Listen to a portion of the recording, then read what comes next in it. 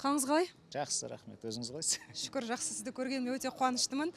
Осы тойға сіз де бара жатырсыз, мен де бара жатырмын деп хабарласқан едік. Арты осындай болып қалды. Қалай қабылдадыңыз? Енді сіз айтқан кезінде маған қызық болды, айттым ғой. Сонда не істейін деп жатыр деп.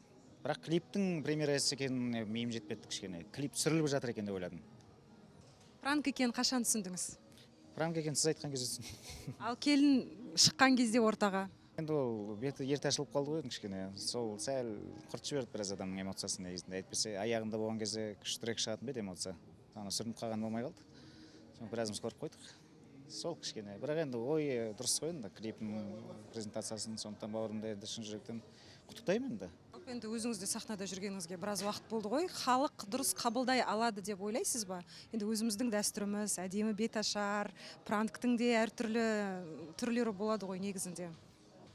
Енді бізде білесіз ғой, ол әңгіме айтылады, қабылдамайтыны бар, қабылдайтыны бар. Енді достары болғаннан кейін, арасында жүргеннен кейін біз енді дұрыс түсінуге тырысамыз.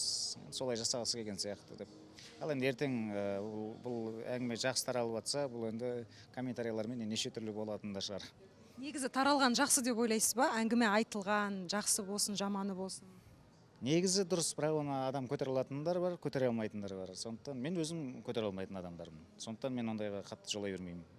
Мен кәдімгідей ауырып қаламын ондайға.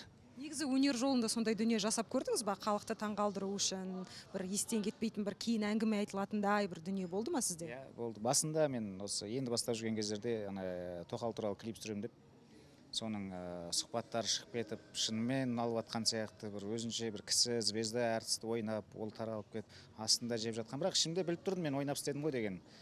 Сол кездерде сондай нәрселер жасадым, бірақ түсіндім, мен ондай жараспайды маған.